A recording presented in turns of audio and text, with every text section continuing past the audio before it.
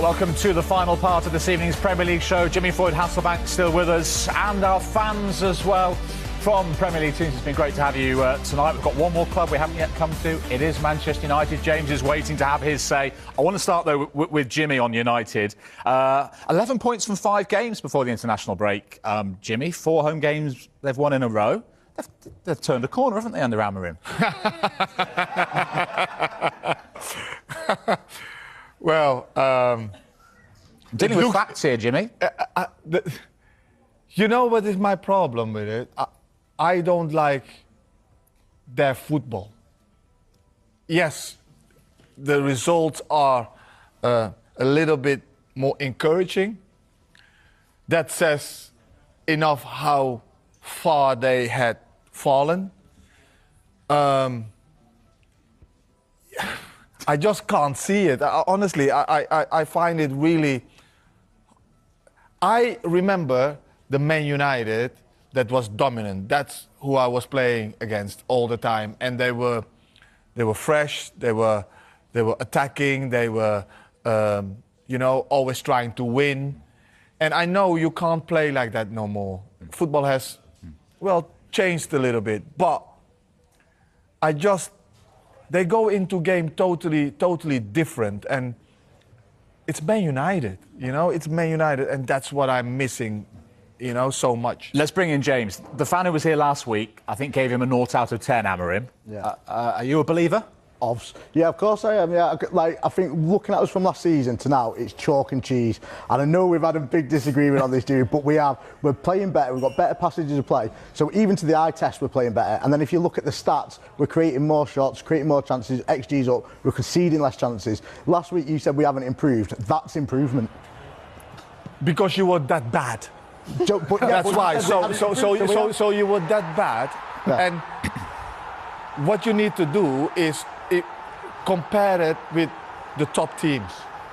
How far are you with the top teams?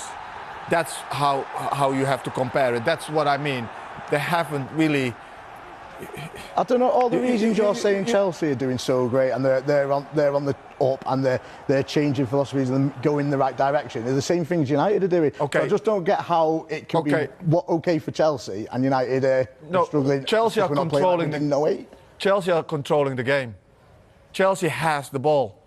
That is their philosophy. They want to control the game. What is Man United's philosophy? Wing back. That the opposition has the ball and counter-attack. That is not a big team philosophy. Right. So, but we're not far behind Chelsea. But Chelsea are doing okay because we've got better philosophy. 2 points behind them in the table. 2 points behind them, and we played all the top 4 teams. If you're looking like that, points, you're right. Yeah. But if you're looking at controlling games, no.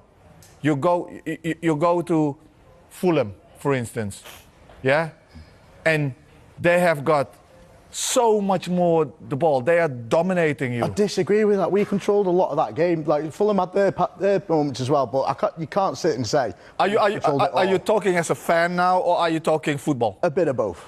Okay. Column A and column B. Okay. James, we've got about 20 seconds left for you. You've got Everton Monday Night Football this week.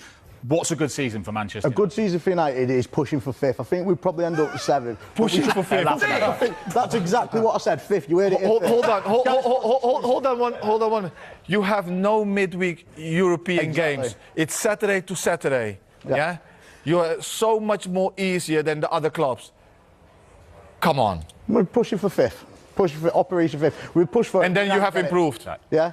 And then we've improved. Yeah. I've got to blow the final whistle. Improvement. You guys can go into extra time afterwards because they've been having some nice chats in the break, so I know you've got a lot to discuss. Thanks very much to you, James. Thank you to you as always, Jimmy. Thank you to our panellists here in the studio. It's been great to be kicked on. But isn't there a feeling that Semenyo's a different story because he is so important to you as an attacking force? He is, but then we've seen it before. We said the same with Dom Solanke, and he went to Tottenham for 60 million or 65 million, I think it was. And we've seen it before, and then we said we'd never get a striker in the same. And we've now got Evan Nilsson and Krupi, who's come through, and he's really shone at the start of this season. So I think there's always players come and go, don't they? Yeah, football's a business at the end of the day. We're well aware of that, but at the same time, I think the most important person to us and the most important to me personally is Iraola. That man has genuinely given our club a a level of character back in terms of we've got an identity, a footballing identity.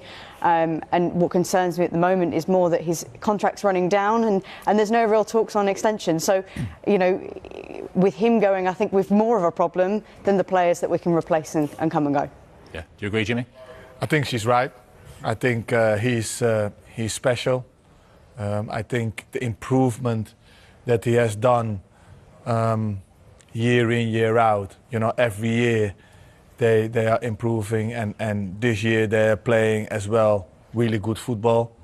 And he's gone by his business really quietly and improve players. Yeah. You know, and make players comfortable in their position. This boy is just, Semenyo is just special. He's powerful, very, very talented, technically very good, always works and scores goals. Are there any of the top clubs that wouldn't be interested in him? I think everybody, bar Chelsea, everybody is interested in him. Bar Chelsea? Bar Chelsea, yes. Because Chelsea has got enough in those positions. So I don't think that they would look at him at this moment of time. And 65 million puts him in the same bracket as Eze. Do you put him in the same bracket as Eze in terms of calibre? I love Eze. I know Eze personally, and I've seen him at QPR. I've seen him going on in the ranks. When I was QPR manager, he used to train with the first team. I see him. I've seen him develop at QPR, then Crystal Palace. I've seen him in the England squad.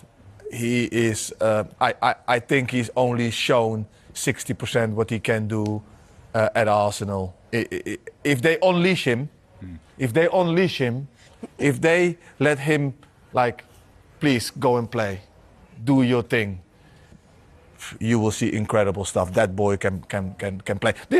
Him as well. Don't get me wrong, but I know him. I've seen him doing things and all that kind of stuff. So I don't want to compare them. With Semenyo, though, I think Iraola has massively helped his game. Massively helped his game. Yeah. I mean, when he signed for obviously from Bristol City, and Bristol City fans will tell you how much they raved about him. But Iraola has brought on so many players in terms of, we saw he got the best out of Kirkes last season. He's then gone to Liverpool this season and perhaps not performed as well as Liverpool fans would like. Yeah. You've signed Adrian Truffert in the process for 12 million, and he's kicked on and has got better statistics already than Kirkes this season. Now, whether that's down to minutes, I don't know. But I just think, you know, for Semenyo, wherever he goes, you know, we're resided to the fact that he will go at some point, whether it be January or whether it be the summer. Wherever he goes, I think he needs to have the right game time, but also the right management behind him to allow him to keep excelling. I think, you know, he's not even hit the top of his game yet. I think he hits the top of his game so long as he's got the right coach behind him to keep pushing him. And I think currently Iraola is that person. I do wonder if in January maybe that goes through his head. Is that why he didn't leave in the